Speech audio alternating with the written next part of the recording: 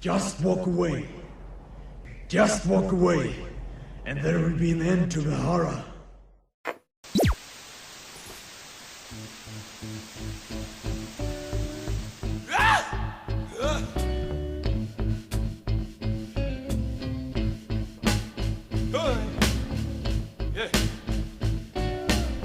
Yeah. Come. Yeah. Yeah, come on.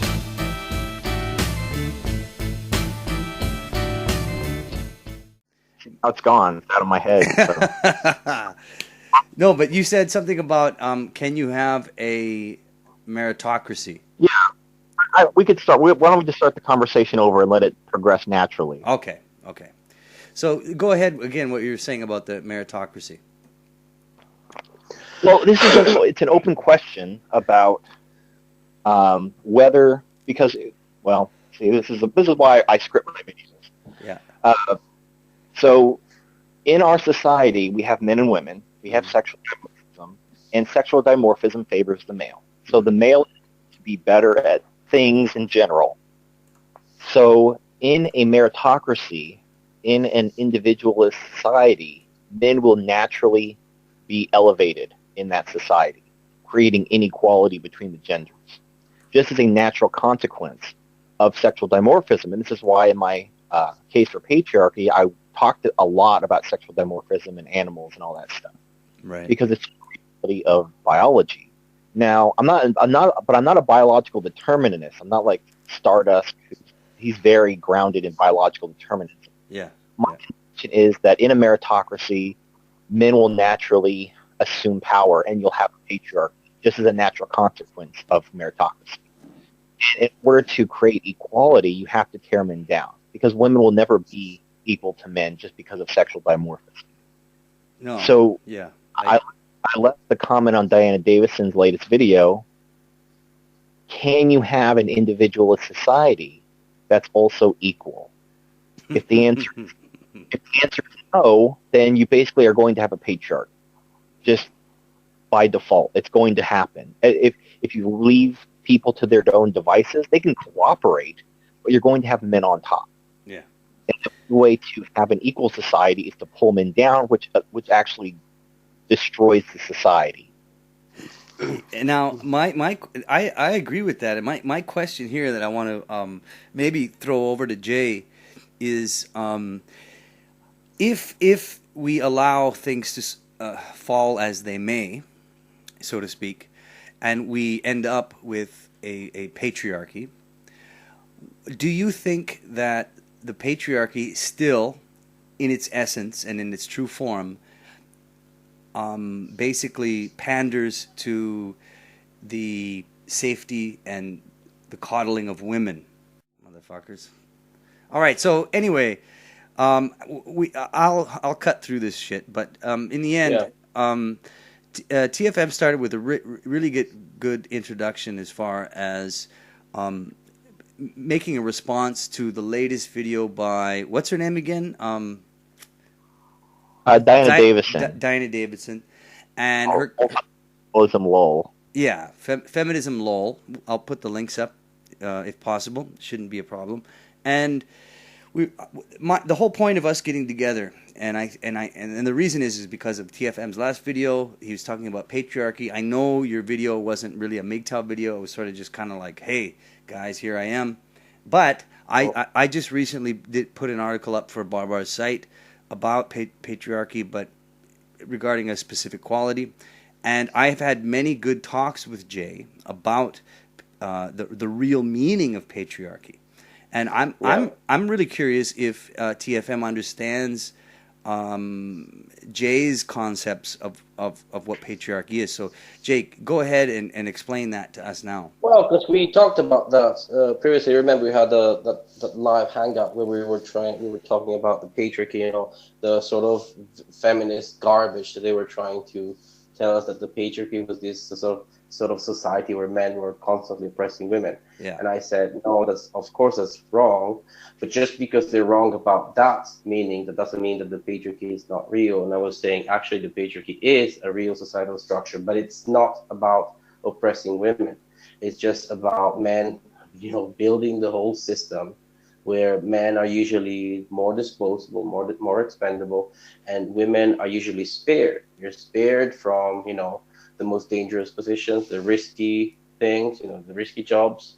So we can see it, if we see it from that perspective, then I would certainly agree with the patriarchy. I certainly don't agree with their version of the patriarchy where, men are working hard to oppress women. That doesn't make sense. Yeah. Now, TFM, are you still there? Yeah, I'm here. I just mute my mic so I don't have feedback. Yeah, that's fine. Just making sure. Now, did you heard what Jay said? And I've talked to Jay about this quite a bit, and I brought it up in the last article that I wrote. And the point is that we've been force fed a concept of patriarchy by feminists. Yeah. That means it is a it is a system of oppression towards women where men are in control. Whereas I, myself, and Jay both agree that patriarchy actually is a system where men are, yes, they are in control and they do run the majority of society. Yeah. However, women are granted no responsibility at all. But look, if you think, for example, of a family, just think about a family. Parents are certainly in charge, but that doesn't mean that children are oppressed, right? Men and women, parents, both the mother and the father, they're in charge. They're responsible. They're responsible for their children, meaning that they have the duty and the responsibility to take care of the children. That means that children are taken care of. That means that children are not oppressed. However, a lot of children, especially teenagers, they do tend to, feel oppressed. Like, for example, my mother's a bitch, my father's an asshole because they don't allow me to do certain things. But, those limits are not there to oppress children. They're actually there to protect them, not to oppress them, right? And I think that something very similar happened, between men and women, where men were actually trying to, not even favor, but I would say trying to spare women, try to protect them. And of course, women didn't see it that way. They started to believe, they're trying to oppress us. But that wasn't the point. The point was not to oppress them, was to actually spare them and protect them. Right. Now, TFM, does that kind of fit in with what you were talking about in your last video and your response to Diana Davidson? Well, I always go by the dictionary. I know, there's a lot of people who kind of adapt or invent their own definitions of words. Mm-hmm. I always go by the dictionary because I feel you have to define your terms up front so you can actually communicate clearly. So in the Oxford Dictionary, a patriarchy, now there's the actual traditional definition, which is just like assigning the family tree through the patriarchal line, like through the father. But what it generally means is that men have the power and women don't.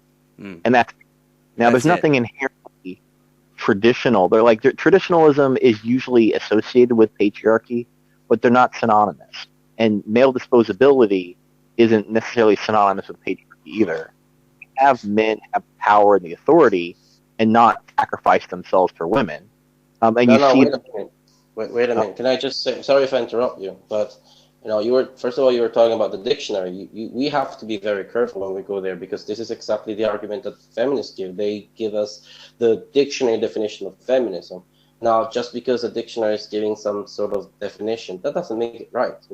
Dictionaries keep evolving. They keep giving a different meaning of certain words according to the time, according to the rule of the decade or the century. So according to what people think in that particular age. So I'm not entirely impressed about the dictionary definition. What about feminist dictionary definition about feminism itself, which is obviously God? They say the dictionary definition of feminism is equality, but is it really equality? Not really. I don't see it that way.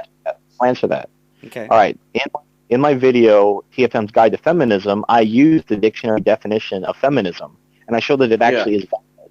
If you look at the dictionary definition, it talks about it's the struggle for equal rights, and then it also is the political, economic, and something else equality between men and women. And I explain the obsession with equality. Yeah, or equality. Yes. Finish. I'll let you talk. if you look at first and second wave feminism, it was about obtaining rights that men had for women. They didn't want any of the corresponding responsibilities, but they did want the rights of men. So that part of the definition is valid. And then when you get into equality of outcomes versus equality of opportunity, that's when you talk about the social, political, whatever equality between men and women. So the dictionary definition is misleading, but it's not incorrect, which is why I'm fine with the dictionary definition of feminism, and I'm fine with the dictionary definition of patriarchy. And when you look at animals that have patriarchal societies because the sexual dimorphism favors the man does protect the woman. He also rapes them. And he doesn't give a flying shit about them. Like, if something happened to his women, it's like they're his property. That's why he takes care of them. Yeah. It's not, and you can look at that like, oh, he's going out to fight the threat, so he's a disposable utility. And there's different ways to look at it. There is, I think, what you really have is when you have a larger society, like when you have a very territorial animals where there's one male and there's like a harem of females, then you see the one male shouldering all the responsibility. But even then, sometimes the females will actually go out and hunt with the male, and they actually will pull their weight. When you have large social animals like baboons or chimpanzees that form larger social groups, you still have aggression and patriarchy within those societies. But then you also have like troops of males that go out hunting as a group. And you'll have the alpha male and you have the beta males, and there's a larger social dynamic at play. And yes, the males go out and do the hunting. They directly attack any threats that are threatening the society. And you can look at that as male disposability. Now, in my video, The Magic of Male Scarcity, I talk about how it is a function of male disposability, if you want to look at it that way. I look at it as a function of just male aptitude. Men make better soldiers. They make better pretty much everything that happen to do with any sort of physicality. So you want them to do those things because that's what they're suited for. So and when you have the alpha-beta dynamic, which may not apply in all cases, but usually you'll have, like, the government is like the ultimate alpha male. Well, and let me ask this then. Do you think, TFM, I mean, where do you put the human species on that scale? I mean, where do we fall when it comes to that sort of patriarchal society? Well, if you look at, I go into like the whole tournament versus pair bonding. Physically, we're largely a tournament species because we have sexual dimorphism, men's skulls are larger, we have shorter lifespans than females. Our species gives birth generally to one child at a time, which is indicative of a tournament species. Now, over time, we do have some elements of pair bonding as well. So we're kind of in between, but we're not in the middle. We're not 50% tournament, 50% pair bonding. We're a little bit closer to tournament. Okay. However, we've also developed institutions like monogamous marriage and religion, which have fostered more of a societal kind of mindset and moved us closer to a pair bonding species. But you look, like, I like to use the example of alpha fucks, beta bucks. So this whole concept of women fucking the alpha males, procreating with the alpha males, riding the cock carousel, and then finding a beta male to provide for them later, that is a complete function of monogamous marriage and the way our society has created the marriage relationship. If there was no marriage, there'd be no reason for these women to do that, because in order to attract, without marriage, when guys can just leave whenever they want and there's no contract and force to keep them there's no reason for them to ever really go for a beta male, because he's not going to give them his resources, and she can't force the government to take his resources.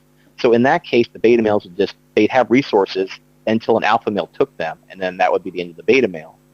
So and then he'd be MGTOW. he'd be probably dead. So the thing is marriage favors betas because it allows betas to have some sort of leverage in a relationship.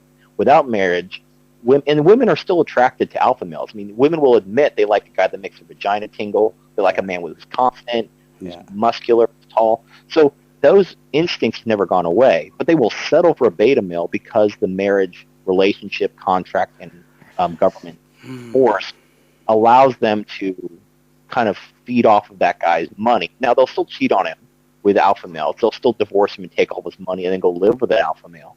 So it really doesn't benefit the beta male in the long term, but it's an attempt. And I think what it is it's an attempt to create this egalitarian sort of society to compensate for our sexual dimorphism. Okay. And there is this...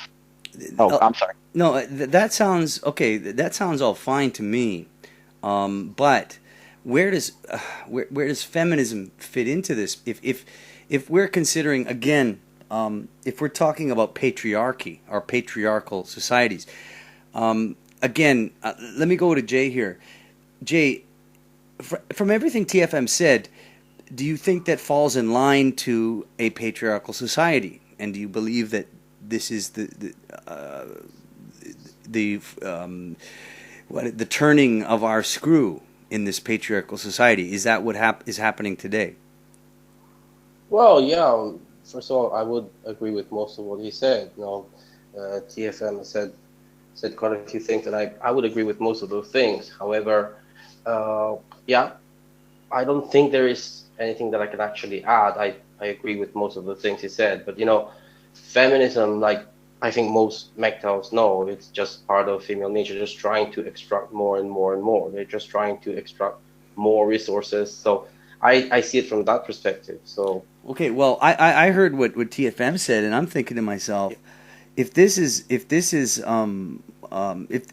where we're at, I mean, what's really driving this force that is turning men into us? What is maybe because it's getting just exaggerated. Maybe because their need to extract more and more and more and better resources, it has just got to the point that it's just over the top. It's just exaggerated, and some men just can't stand it anymore because it's becoming so counterproductive for so many men. Mm-hmm. And then a lot of men say, "Okay, that's it. You've crossed the line. You're just pushing us over the edge, and that's it. This is turning into a very bad deal." Now, this was already a very bad deal, but now it's getting just exaggerated. So a lot of men are saying, "Okay, that's it. This is the reason why a lot of men don't want to get married anymore, because now it just got to the point where it's so exaggerated that it's completely counterproductive. Most men just don't find anything useful out of it." Okay. And I see the parallel with MGTOW. If like men are saying, "Okay, this in our society it got so bad and it's so exaggerated that everything now is turned into a very bad deal." All right, what do you think, TFM? Well, if you look at from a modern perspective, like when you talk about MGTOW, I think what triggered MGTOW was the destruction of male authority. Because like I explained in my case for patriarchy, mm-hmm. having and contribute far more than the woman isn't necessarily a bad thing as long as the man is compensated for his disproportionate contribution. So in the past, yes, men have always contributed more to the family, to the relationship, and society, but society rewarded them with greater authority. Mm. And since the women's liberation movement, they've eroded that authority. And if you go back all the way, it all starts with this concept of egalitarian equality, that men and women are equal, which they're not. They're not equal at all. No, they're not. I agree with that. They're not. But this drive, it's almost a religion to create equality or to just deny reality and just assert that men and women are equal. That leads to an erosion of authority, because if you understand that women are different, contribute more, and thus they have authority over women and their children by virtue of their increased contribution, then you look at a patriarchal society and you have no problems with it. But if you come at it from an egalitarian perspective, you believe that men and women are equal or should be equal, then you see that the increased male authority is wrong. And so you start to chip away at it in order to build up women. And that's really what feminism comes from. Okay. And so if that's true, and I agree with that, man, my question then is, where did this egalitarian concept come from? I'll tell you. Okay, exactly where it came. Where? It came from the Protestant Reformation. It came from the Age of Enlightenment. If you look at, I actually went into this with the whole of traditionalism cycle. Mm-hmm. So prior to, and I'm actually thinking about making a video called Great Moments of Patriarchy, where the Catholic Church did something brilliant when they created nuns, because women in general were uneducated, but nuns were educated, but they were only educated after they took vows of chastity. So they could never use their sexuality to manipulate men, and they could never get married. But in return for that sacrifice, they were allowed to be educated, and they became like the school teachers and stuff like that during that time. However, when the Protestant Reformation happened, because nuns were never mentioned in Scripture, the Protestants got rid of the nuns and the monks and all that, and they started generally educating women because they wanted the women to be in charge of their children's education. So they started educating women in a general sense, as opposed to having only select vows. So, and you could see the direct causal effect. As soon as women became educated, you started having these Enlightenment female writers sowing the seeds of the feminist movement. TFM. TFM. I just, oh God, this is so funny, man. I just finished watching a couple documentaries on that in Saudi Arabia and the House of Saud. The people that took over Saudi Arabia about 150 years ago, and they're still the crown princes of the country. And it's amazing that they didn't have female education until the 50s, okay?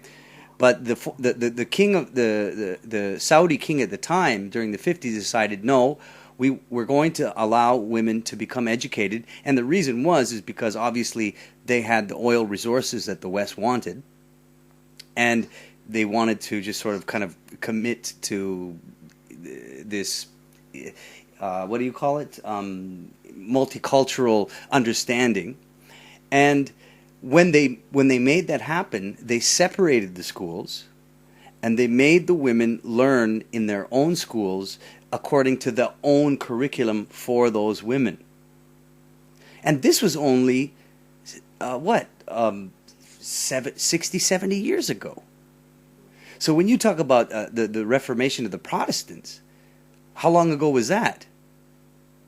It was like the 1600s, 1700s. Jesus Christ, the Muslims are going through it in the last century, man.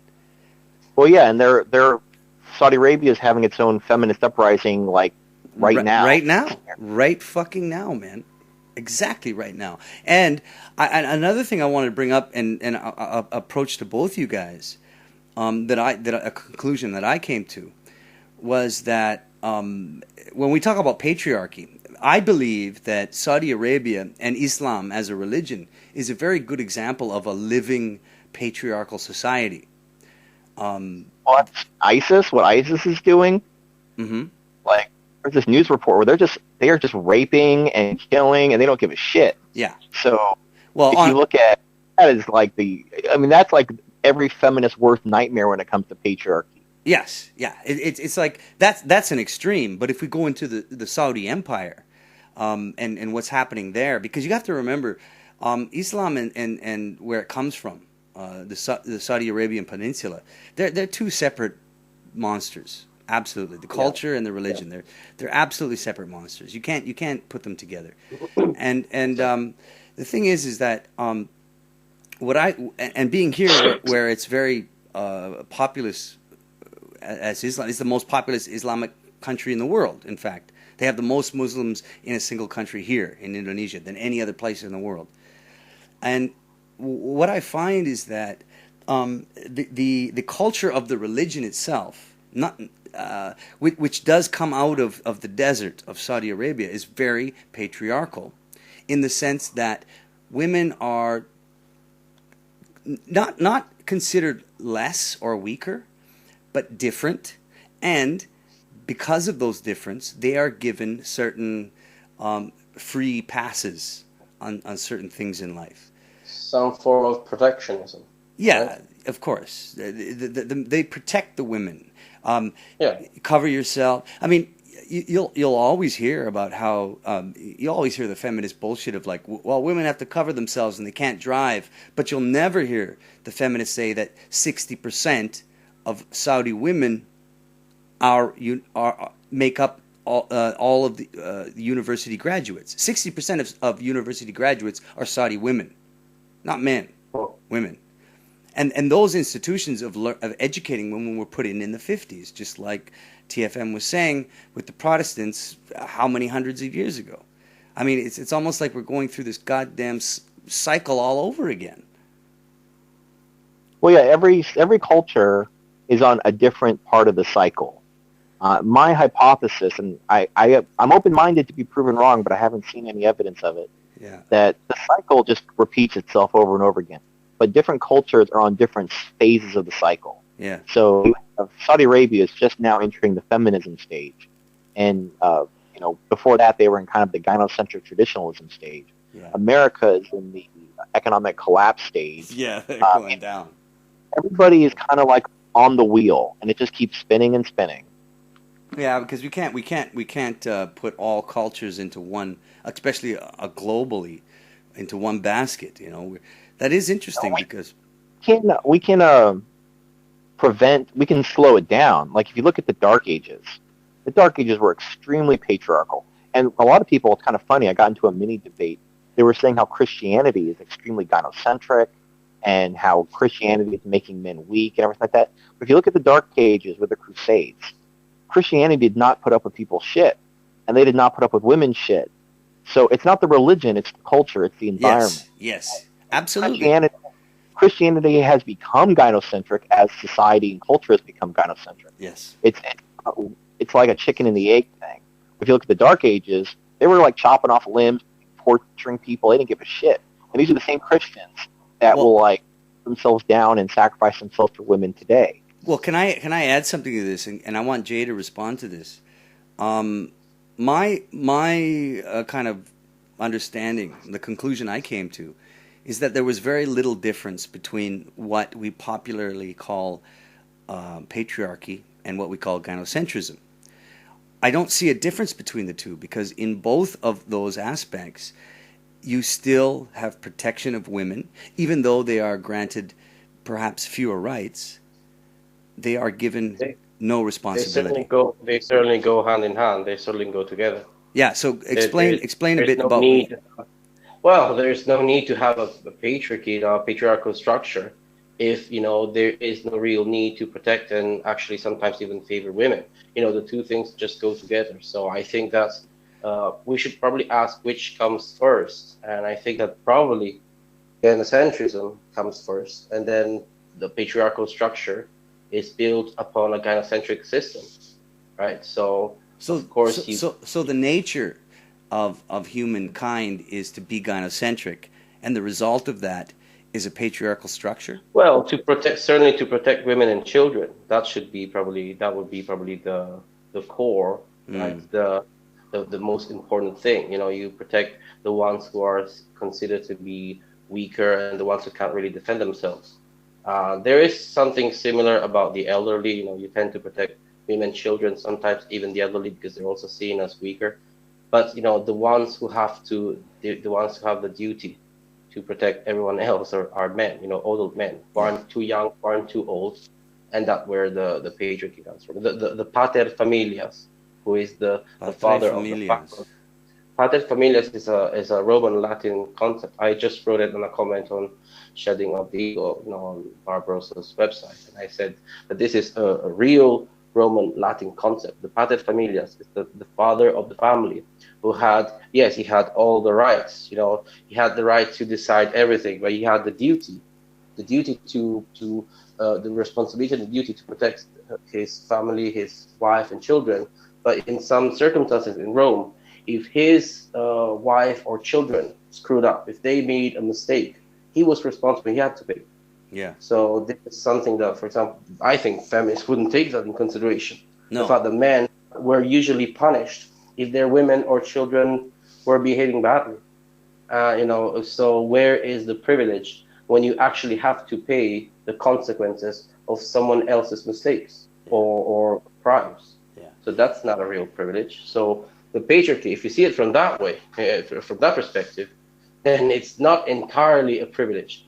TFM before was saying that there was before, and in part I would agree, before there was some sort of recognition of male authority. Men were actually rewarded, but most men didn't have any sort of privilege or power or even authority. Most men were simply disposable robots. They were sent to their death.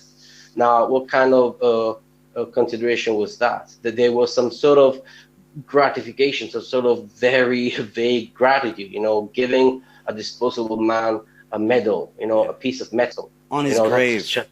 Yeah, there it is. So we can't really put it that way, because otherwise we run the risk of falling into the ideological trap that feminists are setting. Their version of the patriarchy is that men have the power. But remember when I told you in the other live hangout, I said actually the great majority of men didn't have any power. They were not leaders. Most men had absolutely nothing to do with power, leadership, control, authority. Most men were just these sort of disposable robots sent by the very privileged but very few men who were in charge, right? So and those privileged men, real authority, but most men didn't really have real authority. And they didn't even have authority on their own lives, right? When an 18-year-old boy is sent to his death, what kind of authority does he have? Yeah, nothing. There is no authority there. And most of those men in authority had wives that shared the same privilege. So, I mean, and this is my point: is where do we draw the line when it comes to patriarchy and gynocentrism? Because, in my opinion, and what I've seen, there's no difference. When I say the word patriarchy, I imagine men protecting women at the cost of their responsibility. When I hear the word gynocentrism, I imagine the exact same thing. TFM, what do you have to say to that? Well, yeah, I made like several videos about is gynocentrism biological a while ago, and I got into this with Stardust and Coltane. Mm-hmm. My thing is, if you look at, and again, the dictionary thing, the word gynocentrism has a specific meaning. There is now, and I conceded in the argument. I'm like, okay, let's split gynocentrism into two kinds of gynocentrism, kind of capital G gynocentrism and lowercase g gynocentrism, more as an acknowledgement of the controversy. So capital G gynocentrism is, basically everything's about women and sacrificing themselves for women, the white knighting, the manginery. It's just that kind of gynocentrism, what we're seeing today. Women are basically just subjugating men at their own permission. Now, then there's lowercase g gynocentrism, which is men protecting their families, men protecting potential mates, like competing. So every animal has an instinct to protect its mate, its family, its flock, herd, social unit. So the role of the man doesn't change, though. Well, no, yeah, it's all, well, it is what it is. Now, and the thing is you wouldn't, and it really comes down to, and this is from an instinctual level, the purpose of life is to reproduce and then die. So children are usually like protected simply as a matter of course. Even you got to be careful when you say that, though, TFM, because I mean, let's consider religious people, which make up how much of the population of the world. To them, that's not the purpose of life. Well, okay, I'm talking from a biological perspective. Yeah. We see animals aren't religious. I haven't seen any animals praying to Jesus. No, they don't. They don't. They eat, they fight, they die. That's what animals do. So just from a naturalistic perspective, the purpose of life is basically to reproduce and die. Yeah. Now, if you want to throw religion in and humans and higher brains and all that fun stuff, I'm talking just from a biological perspective. Right. So animals protect their children because that is their legacy. That is how they perpetuate the species, is through children. So children are automatically protected. And also they can't do much anyway because they're children. They're too weak to really even pull their weight. And because women are the bottlenecks of reproduction, if you lose your women, you can't make any more children. And you see in animals, the male animal will protect the female, assuming that the male has the advantage of sexual dimorphism. In cases where either there is no sexual dimorphism, you won't have the male protecting the female. You'll have the whole group attacking the threat. So basically, based on what you just told me, I'm kind of getting the feeling that concepts of evolution when it comes to religion and the species of humans, the human species, suddenly we got a wrench thrown in the works because we know. Go ahead. Go ahead. Well, religion is a social tool. Like, we have societies that form kind of, there's political societies, there's religious societies. It all kind of, it's a feedback loop. So you can't talk about society without talking about religion. You Or can't talk about politics.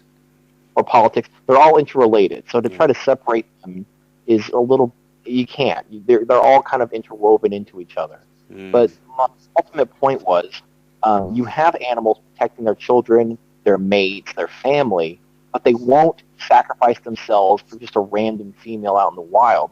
They may actually attack the random female out in the wild if they're from a different tribe. Right. Or a different troop or whatever the herd. Pride or herd. Exactly. Yeah.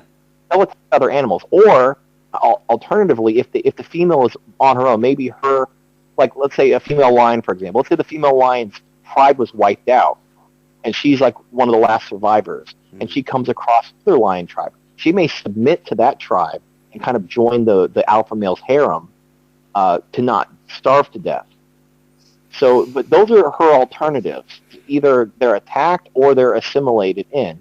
Now, you could look at that one of two ways. If you look at it from a lowercase g gynocentrism, they're really not, the male isn't protecting the women for her interest. He's protecting the women for his interests. Right. Because he wants the woman to give him offspring. The woman is his property. Just like, and I use the example of a farmer protecting his livestock. Now, the farmer doesn't really care about his livestock. He doesn't love them. He's going to have to send them to the slaughterhouse. But in the meantime, he wants to protect them. That's his income. Yeah. So that's not, I wouldn't say that's gynocentrism as when we, in MGTOW we're talking about gynocentrism. That's why I separate lowercase g from uppercase g. Maybe it's patriarchy. Well, and that's the thing, patriarchy. Patriarchy and lowercase g gynocentrism are a product of sexual dimorphism. They are synonymous. But when you're talking about, that's a problem with definitions. So gynocentrism has kind of moved away from its dictionary definition. It's kind of become encompassing of male disposability and female protection. And there are different degrees of that. If the male is only protecting the female because he owns the female, she's his property, and he wants children, it's not the same gynocentrism as white beating up a man because of a false rape accusation with no evidence. Yeah. Now let me quickly throw into the mix a concept that I was thinking about, and I just recently wrote about, and I'll throw it at both you guys and get your opinions.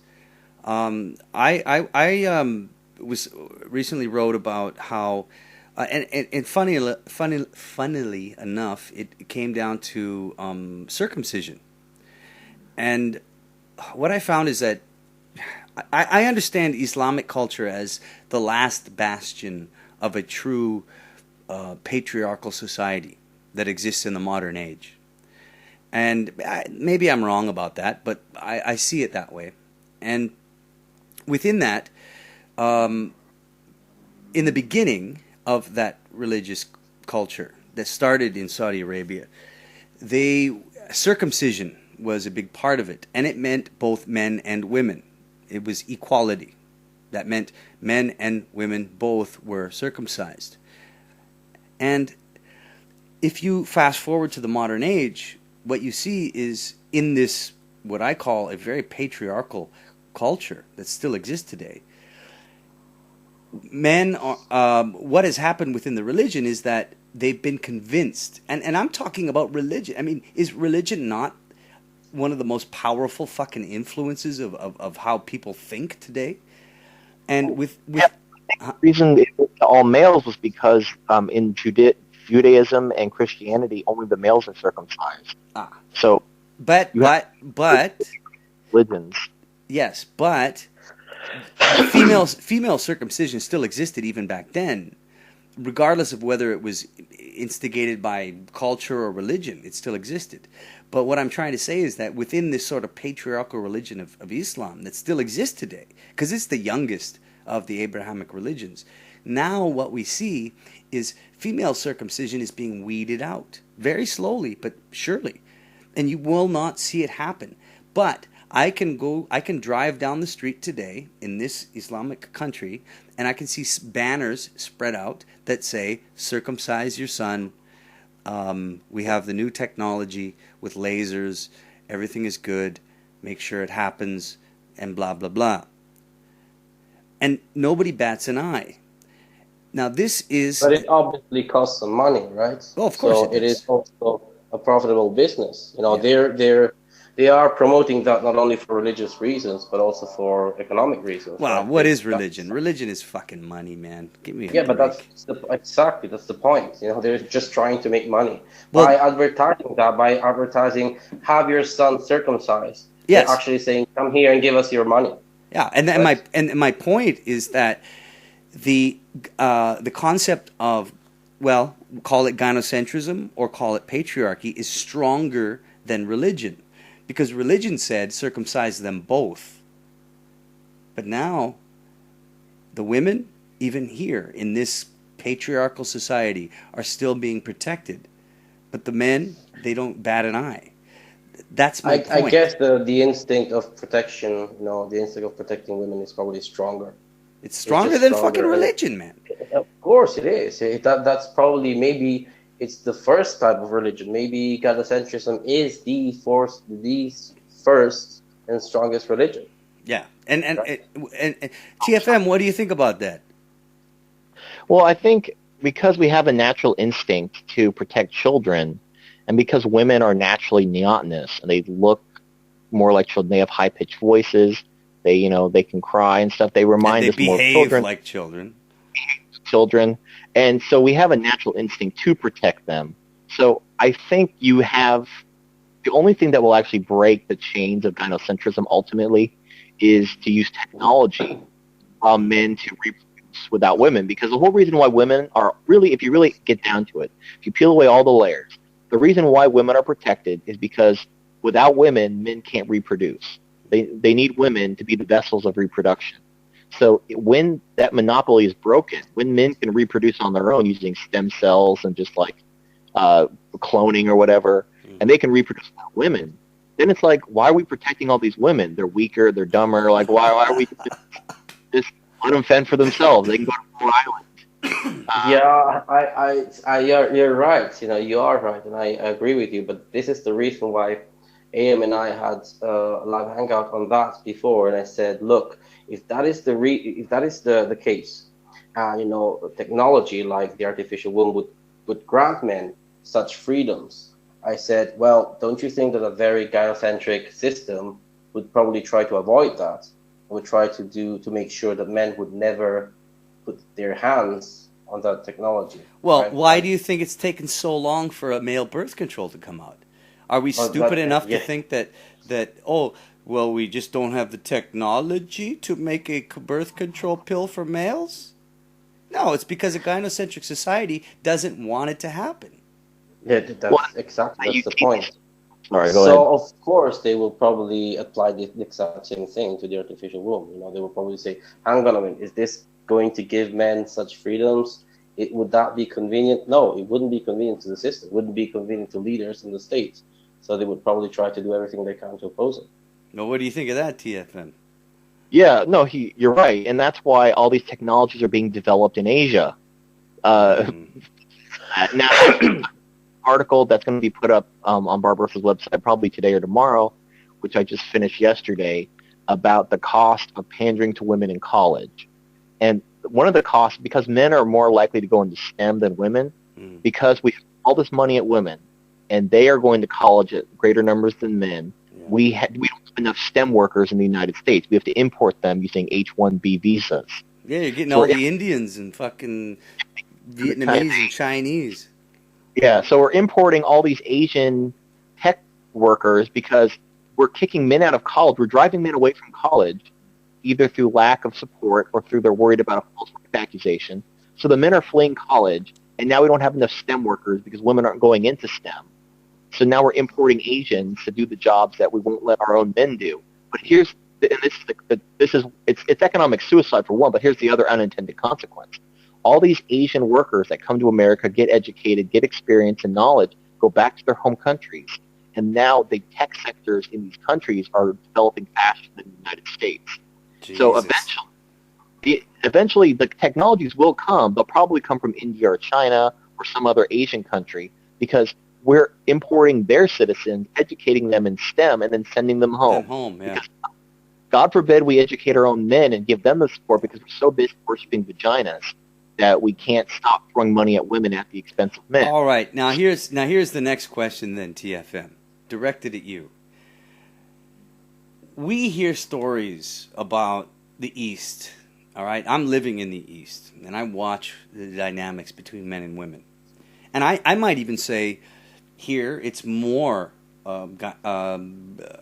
patriarchal to a certain degree. But there's no shortage of pussy worship, believe me. Why and how has the West come to that? To what you're saying? Male scarcity. Like, I went into this, the magic of male scarcity. The West is a victim of its own success. We fought the wars, we won the wars, we developed technologies to make war almost hands-off. Like, when you drop missiles on people or drop nukes on people and kill thousands of people, and everyone's afraid to fuck with you. And you can see this with the whole standoff between the United States and Iran and Pakistan and North Korea. As soon as you have nukes, wars stop happening, because they know that if they start a war with you, you're going to nuke them and start World War III, and everyone's going to die. Well, unless of course you're Saudi Arabia and you own all the oil that they make the nukes with.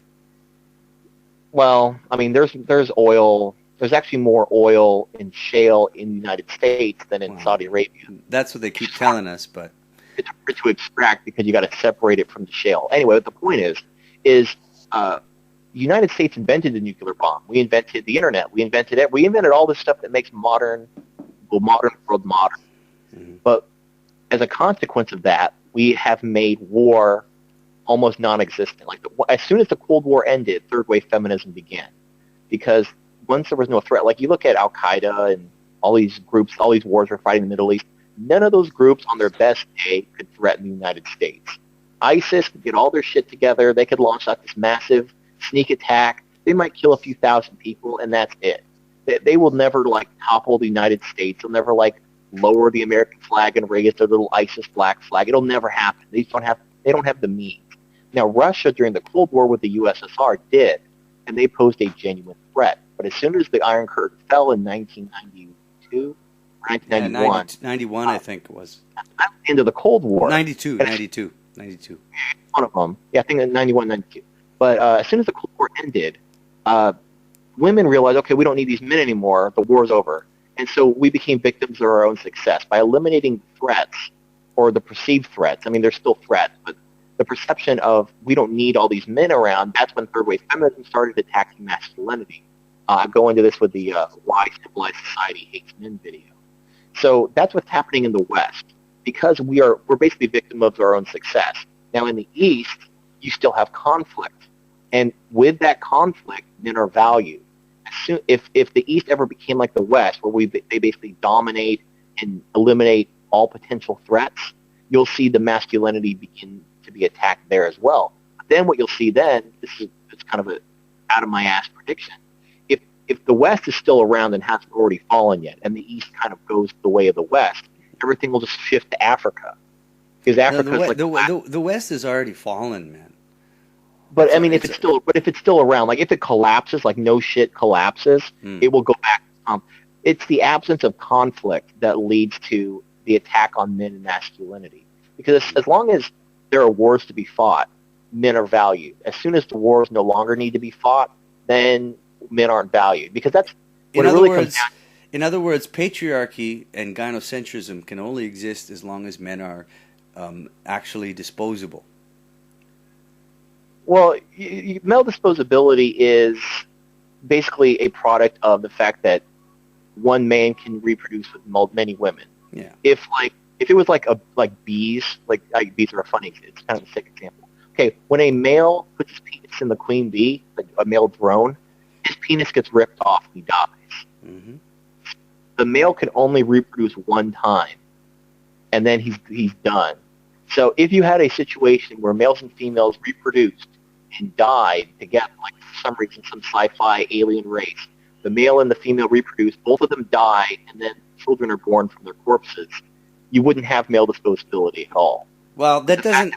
But the problem is that doesn't happen with the humans. So the point, the point I'm trying to make, with multiple women, one man can have sex with 100 women, have 100 babies, because of our species, men are more disposable, and it's common sense. And there's no way to fix that. Just like feminists can't make women equal to men using law, whatever. It's just our biology restricts us.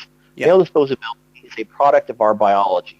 As long as men need women to reproduce, and as long as women are the limiting factor of reproduction, they are inherently worth protecting more than men. Yes. It's better to throw men at the threat, because if you lose most of your men, you can still reproduce with the remaining men. If you lose your women, you're fucked, because nobody can reproduce with just a bunch of men. You can't rub your dicks together and make a baby. Well, one man. I think this ratio is like 1 man to 4 women. You can perpetuate a species. It's like 1 to 4. Yeah, the 1 to 100 is exaggerated because the women can't protect or provide for themselves without men. So them would starve anyway. Yeah. But I think it's 1 to 4 if you break it down.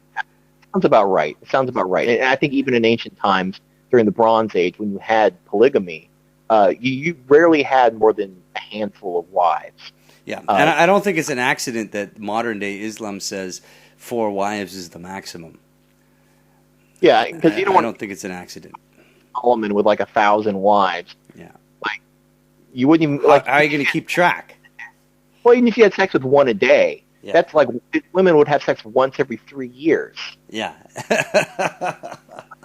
You know they were getting some on the side because it's like.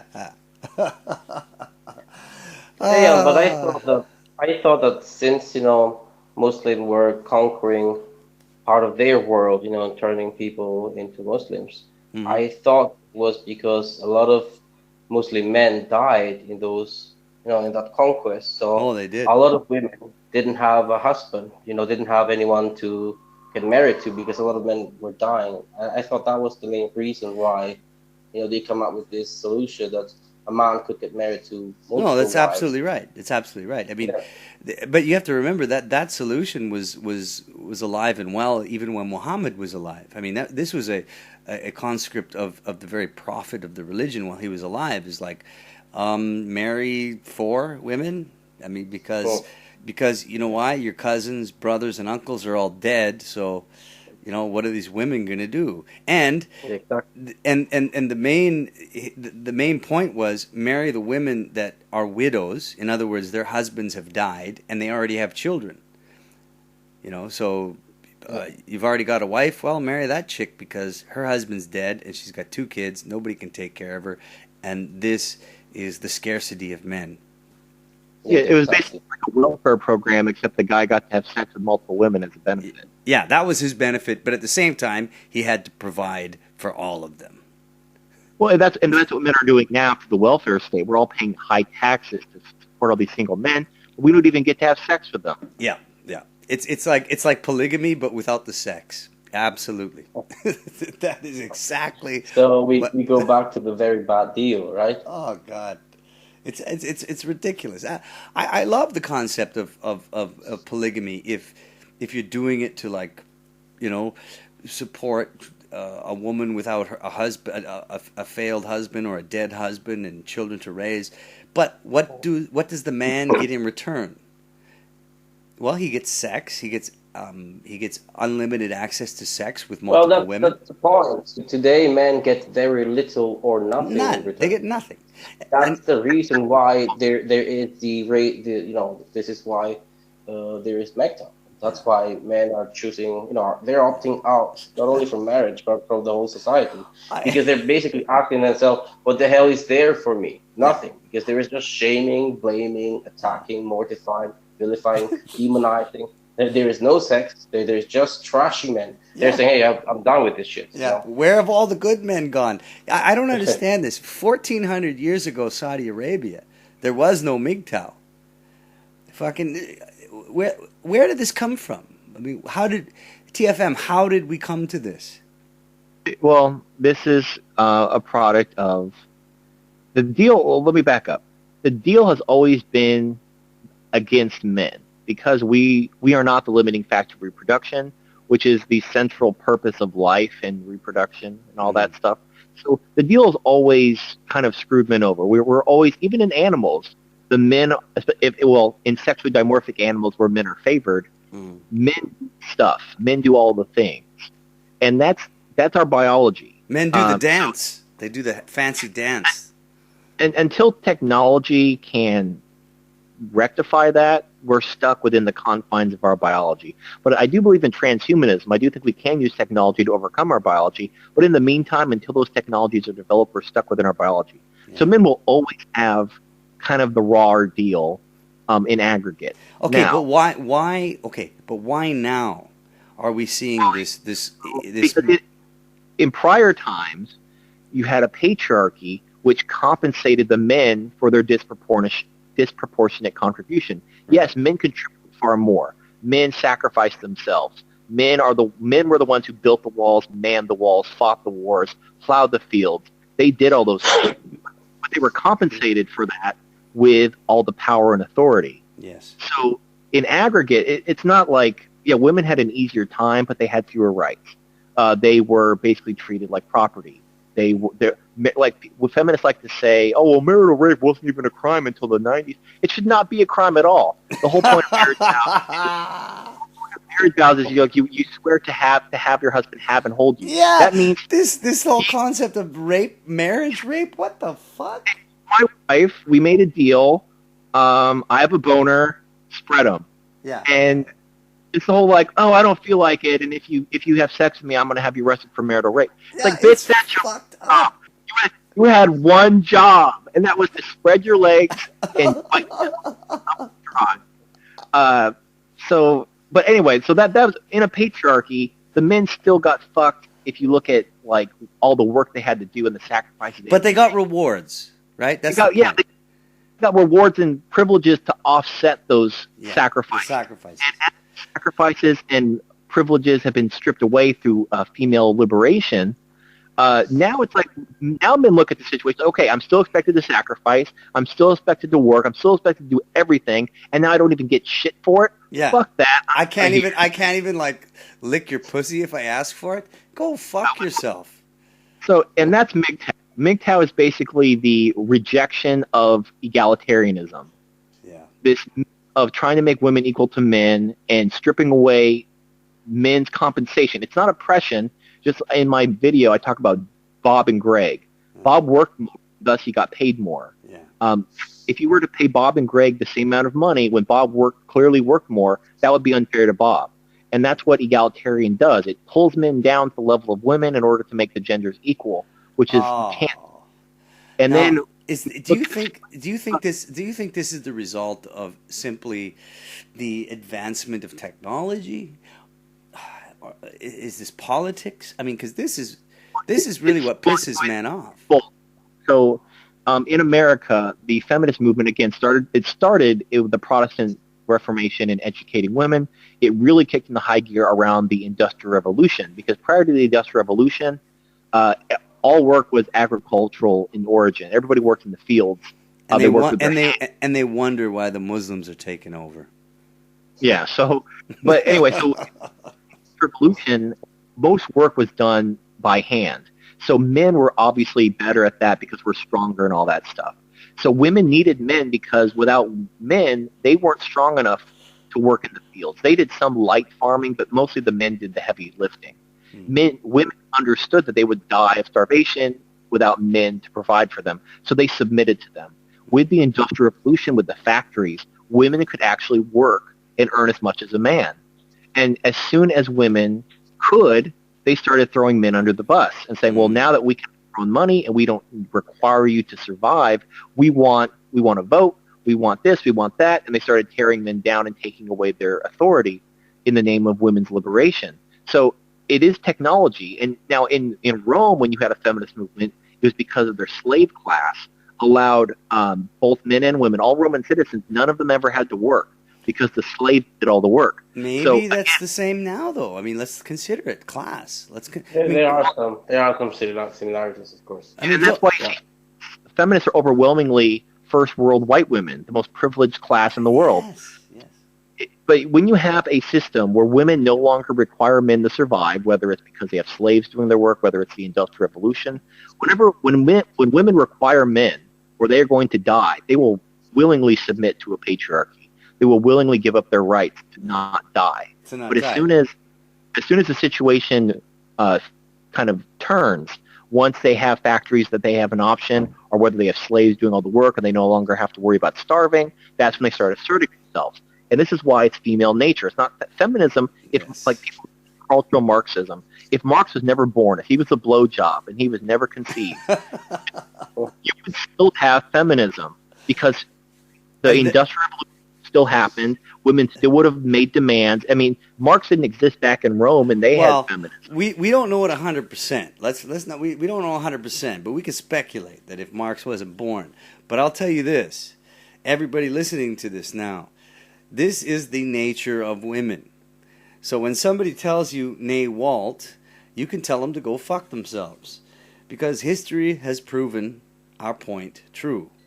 There are always exceptional circumstances, but that's the general rule. You know? Yeah, and tomorrow the sun might fucking go supernova, buddy. Yeah. Well, and this is why with the traditionalism cycle, when the society collapses, it returns back to patriarchy. And part of it is there's probably going to be some vindictive men looking for blood, but a bigger part of it is going to be women are going to realize, oh shit, the welfare state's gone. Oh shit, there's no police anymore. There's no government. I'm going to die, and they're going to find a man, and they are going to submit to him for protection. All right, and this is the thing. From everything we've been talking about, and this is beautiful, but what I want to say now is this: we are trying to pretend that every change of history has relied on the whim of women, and whether or not we care what they feel, or we don't care what they feel. True? Yes or no? Well, in a really oppressive patriarchy where men are just taking women as property and raping them, I don't think men cared about what they felt, but I think women put up with it because the alternative was death.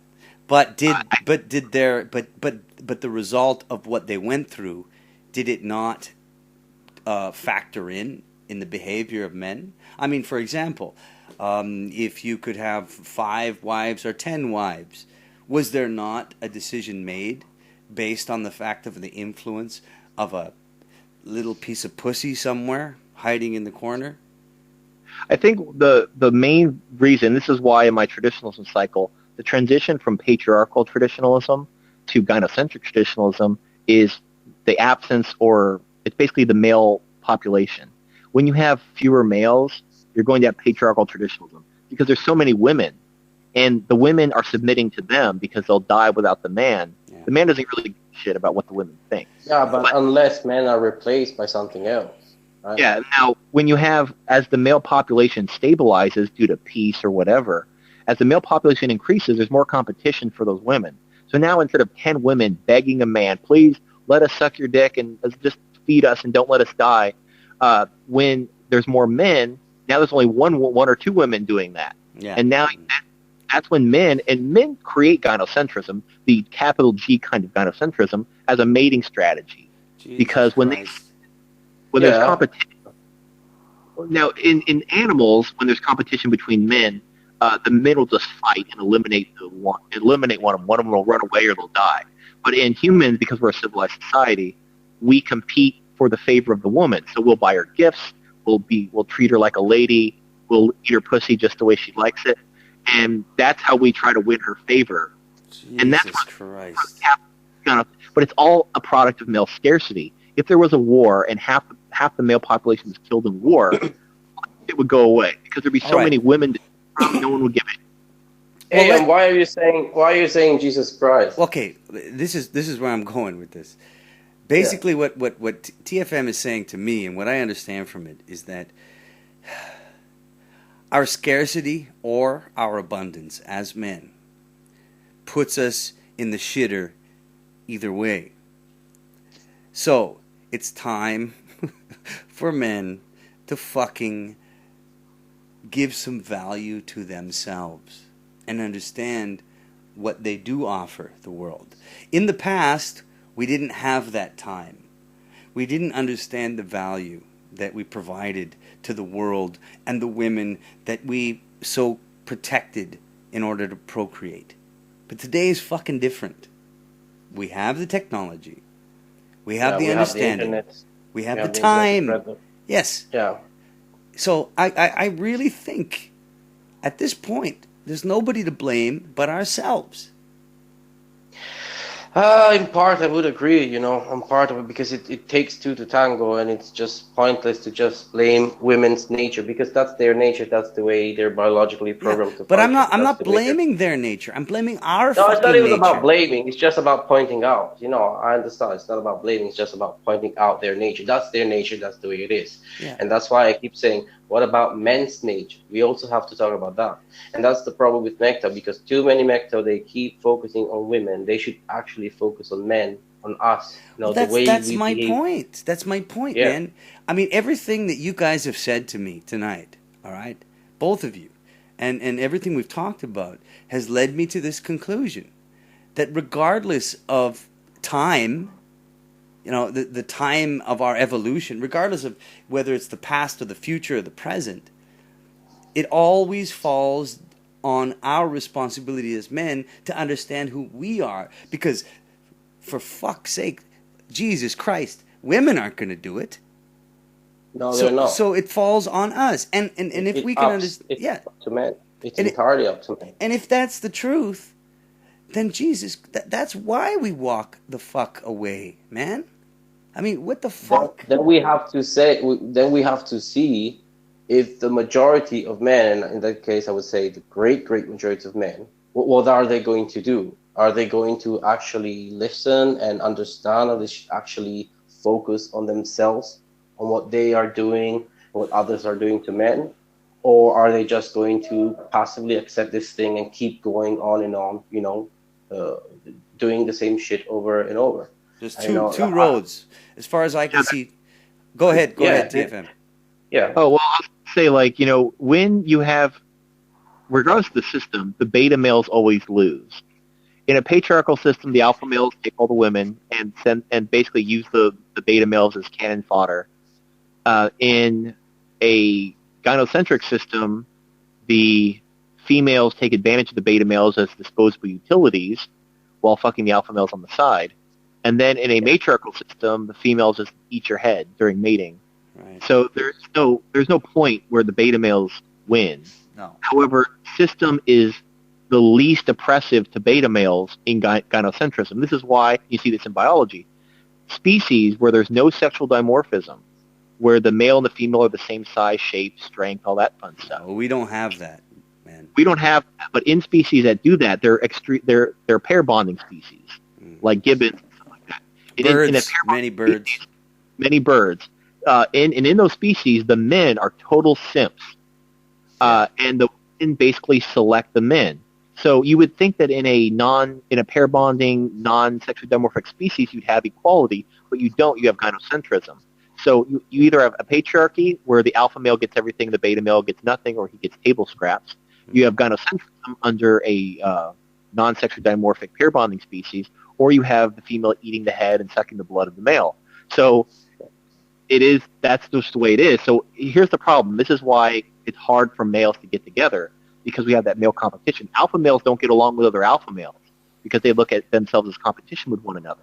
Yes. And beta males resent alpha males because they get shit on and screwed over when the alpha males are in charge. They're the ones who get sent to war at 18, while the alpha males have 10 wives. Yeah. We, gentlemen, if I might say so myself, are the beginning of an evolution. Have you ever watched the documentaries about dinosaurs? I like that. I like to watch that. You guys ever watched documentaries about how dinosaurs evolved and stuff? You guys ever watched that? Yeah. All right. Now, when I watch those things, I think to myself of an animal just evolving with no choice, just like driving itself through evolution and the destruction of its environment and creating feathers and becoming another species or surviving or dying. Look, why are we any different? Well, I'll tell you. So why. you're basically saying, either you evolve or you get extinct. You go extinct. Yeah, extinct. no, That's the paragon with dinosaurs. Either you don't evolve, you die, or you evolve into birds and you do something completely different. Well, That's the yes, but paragon of not exactly. Not exactly. Yes, I am saying that. But more importantly, what I'm saying is we are not dinosaurs. In other words, we can direct our evolution. Well, no, we can. There is societal evolution, and transhumanism would be like basically the equivalent of evolution by augmenting biology with technology. But in order to have biological evolution, to have these changes happen over time, you would have to let the weak die. You have to have survival of the fittest. Yeah. And as a species, because we're so intelligent, and because we have the ability to manipulate our environment to suit our whims, we protect the weak. We don't let the unfit die. We actually protect the unfit. If we wanted, that's fine. It's fine, but that's preventing evolution. No. I disagree. It's fine. It's biological evolution. If you wanted, I also disagree that we protect the weak, because that's not always the case. We do protect the weak if it's women or children. Or define. Men are the weak. You have to don't have all that protection. Unfit. Like you see in ancient Sparta, they used to throw the babies that had any birth defects. I don't know if that's true or not. But I just saw that in 300. Yeah. That's probably a legend. It's probably a myth. It's probably a myth. That's probably a myth, though, because it would be very dangerous to do that. You could the risk is destroying the whole society.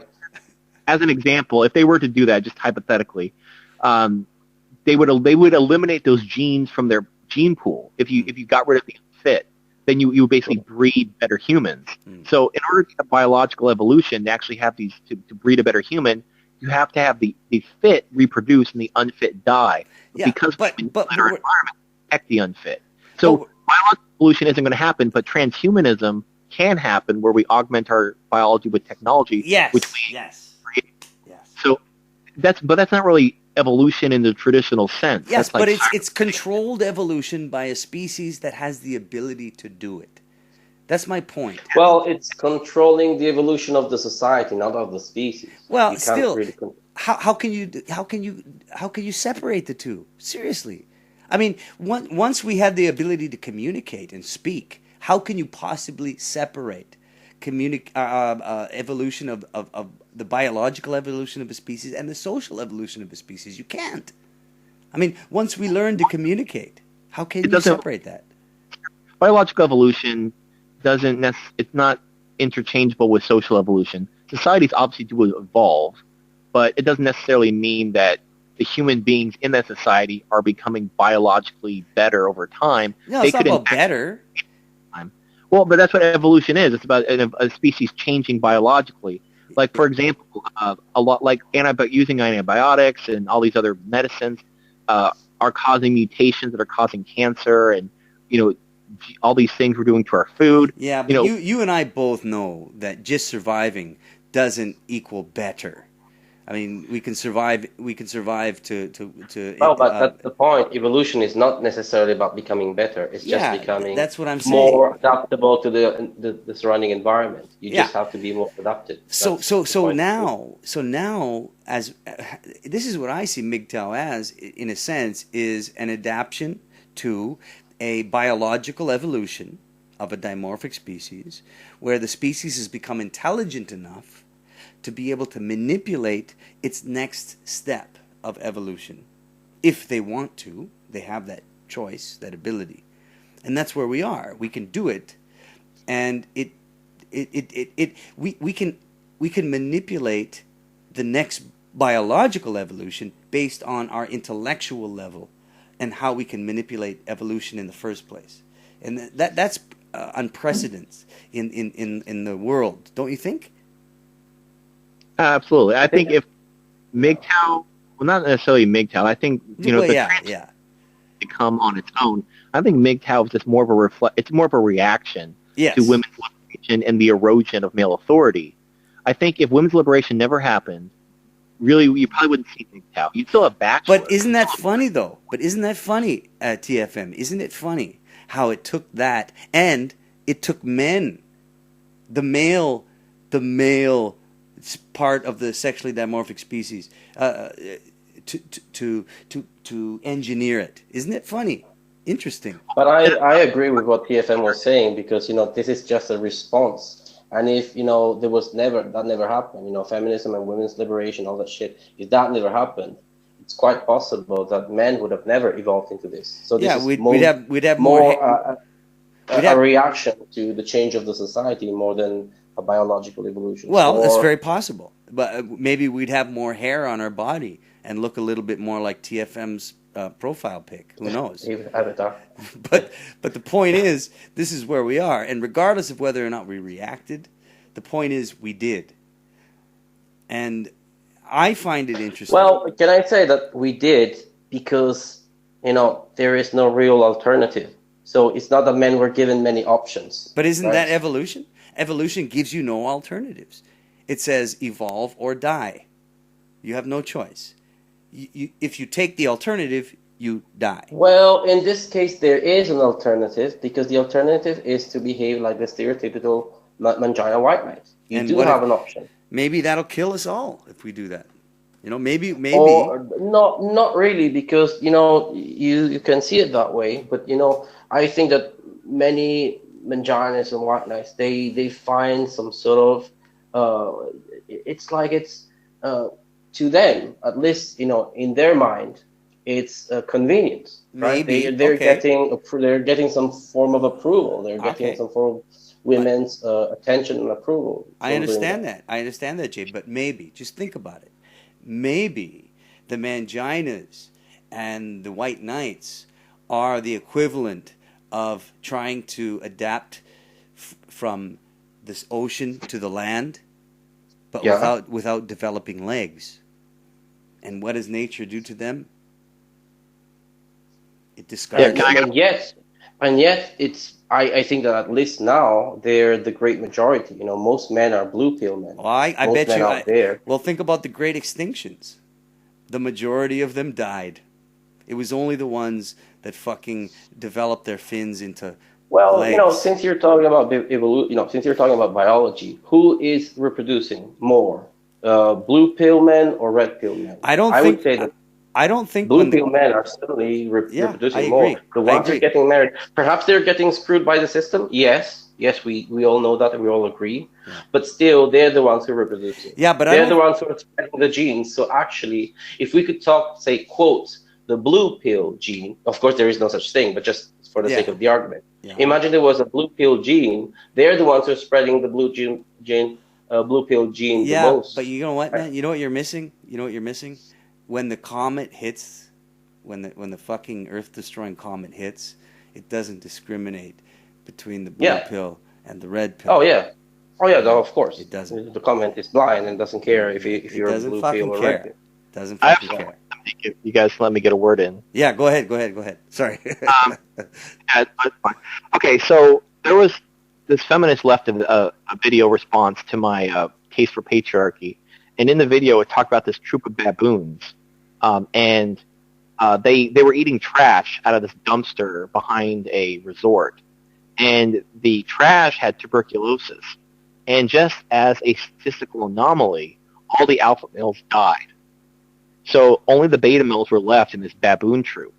And over the next 20 years, they became gynocentric. They went from an alpha patriarchal society where the alpha males, have sex with all the women and push the other men around, to a gynocentric society, more of a pair bonding within the same species within the span of 20 years. Wow. And this researcher was pointing out how, this is just great, showing this baboons are evolving socially. Well, here's the problem. That baboon troop is now made up entirely of beta males, which by definition are weaker and smaller than alpha males. Huh. So what's going to happen when they meet another baboon troop full of alpha males? Done. They're going to have a very bad day, and that's going to be a total utopian society. And that's the problem with the beta males.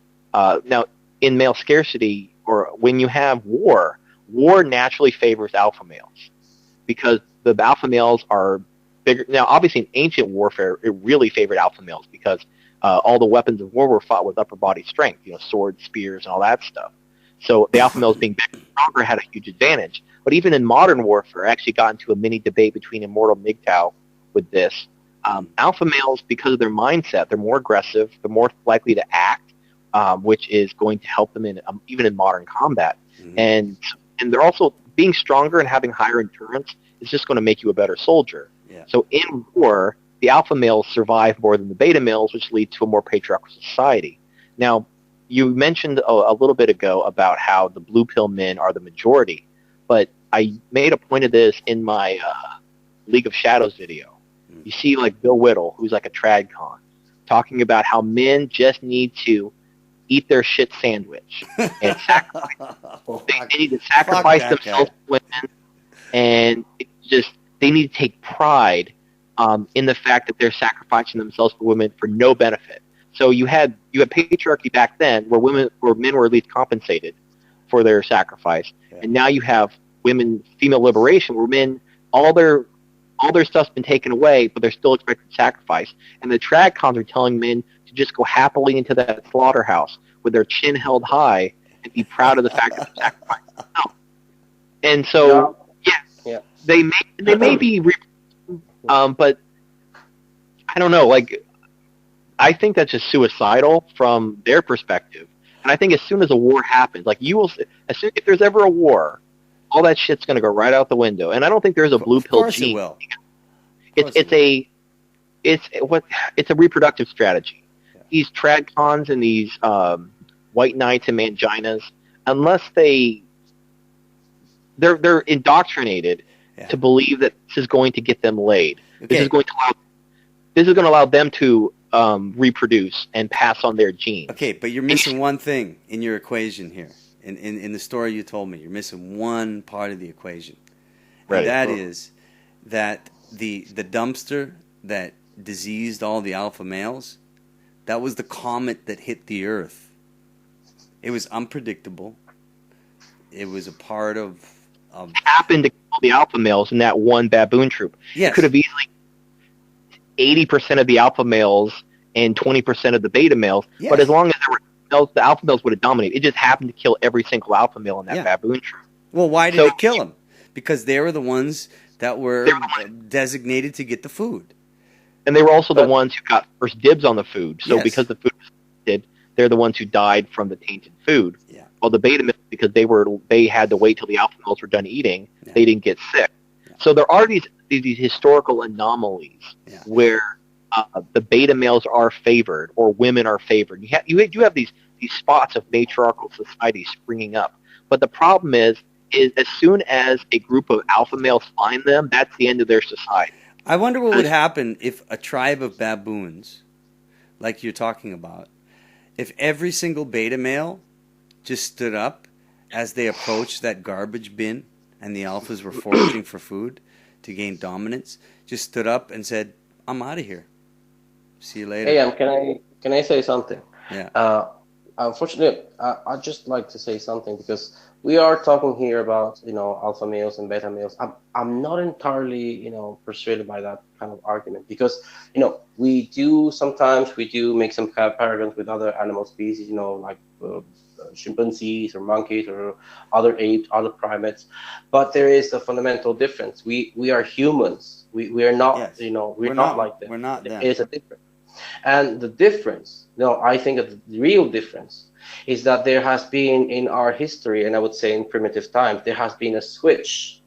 In the animal kingdom, an alpha male is considered the strongest, right? So the one who is physically fit and stronger. But I'm not entirely sure that completely applies to human beings, because the main difference is that perhaps there has been a real switch to the point where the real alpha male, there are two different types of alpha male. There is a primitive or sort of animal kind of alpha male, which is represented by the fittest, the strongest, the most powerful male. But if we consider human beings, and then there's Lex Luthor. No, there is. If you think about human beings, actually the alpha male is not necessarily the one who is physically stronger, but it's the one who is mentally strong. You know, the head of the tribe. That's Lex Luthor, man. Just walk away. Just walk away, and there will be an end to the horror. Just walk away. Just walk away, and there will be an end to the horror. Just walk away. Just walk away, and there will be an end to the horror. One more time. Just walk away. Just walk away, and there will be an end to the horror.